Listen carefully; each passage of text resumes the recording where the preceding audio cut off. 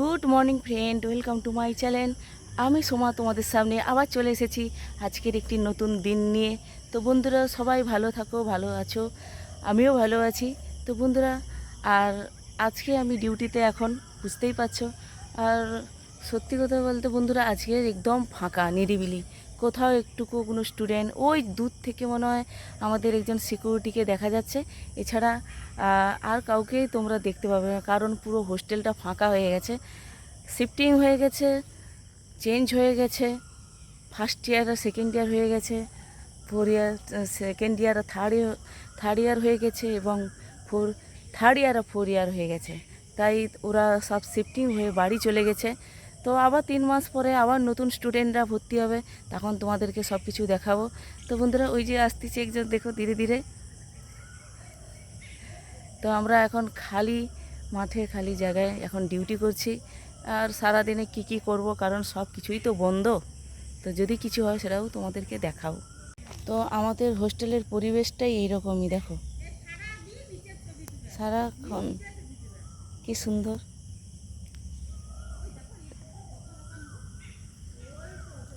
আসলে সব কিছু জঙ্গল পরিষ্কার করা হয়েছে। এটা তো জল জায়গা, এখানে এইসব জায়গা প্রচণ্ড ঘাস জঙ্গল পরিষ্কার করার পরে কত সুন্দর দেখাচ্ছে। এটা জলাশয় জায়গা, এখানে আগে চাষবাস হতো।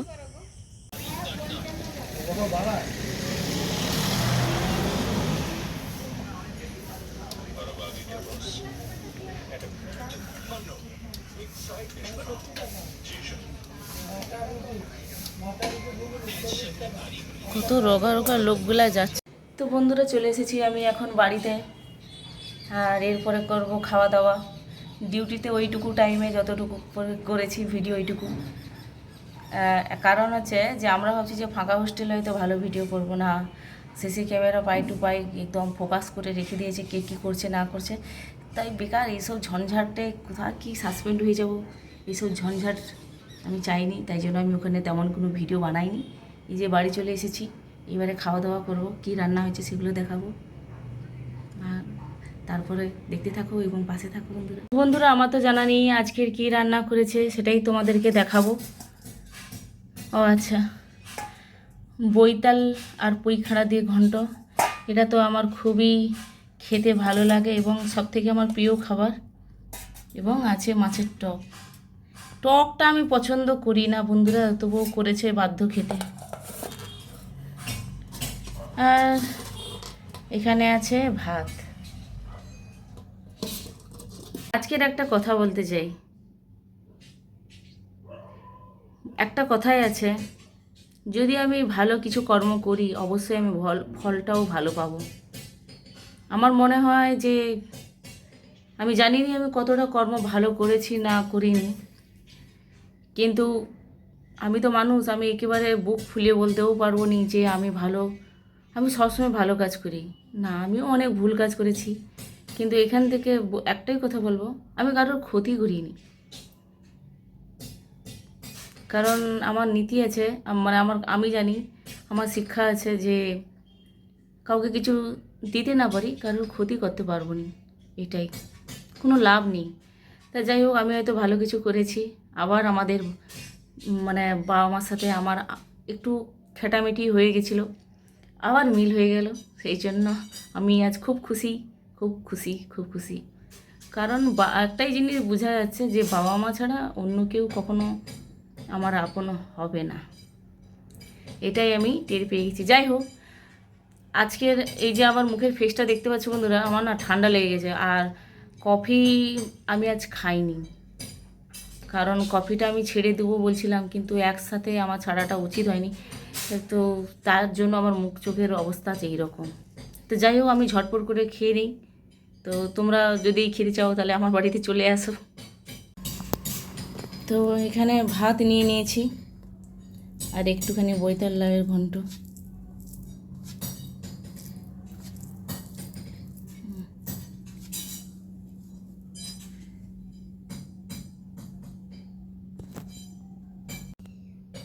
তো খাচ্ছি বন্ধুরা।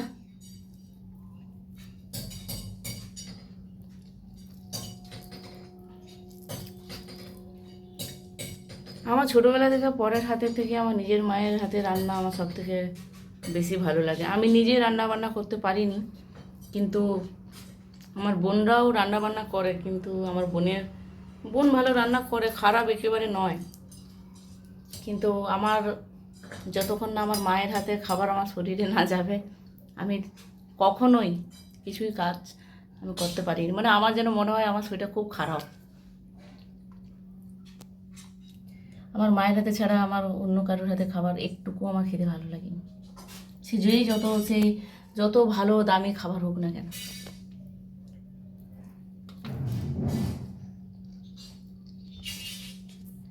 মাছের টক খেতে আমি পছন্দ করি না, কিন্তু মাছের টকের কালারটা, এটা হচ্ছে ওই যে বছরে বছরে যে আমের, যাকে আম সত্য করে, মানে আম কি ডেলা, মানে কি একটা বলে, আমের ডেলা না কি, তাকে দিয়ে টকটা বানিয়েছে।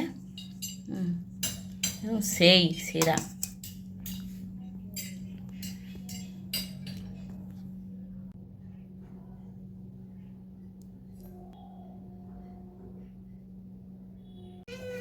তো বন্ধুরা, খাচ্ছি ভাত।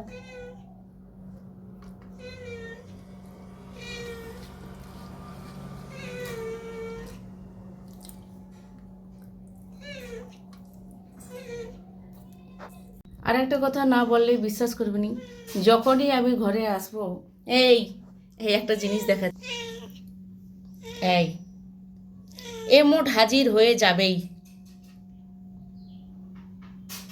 এখন একটু রোগা হয়ে গেছে, এখন চলে আসে। তুমি যাও যাও, তোমাকে খাবার দেওয়া হয়েছে, যাও।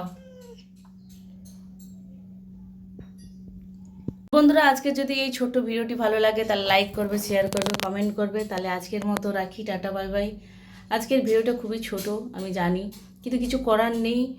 আর এই ডিউটি আর এই জিম, এইসব জিম তো আমি ছেড়েই দিয়েছি। এই ডিউটি আর এইসব পারিবারিক, মানে ঘরে তো চাপ আছে, আমার ছেলে মেয়ে আছে, তাদের চাপ, বাবা মা, এইসব নিয়ে সময় হচ্ছে না আমার।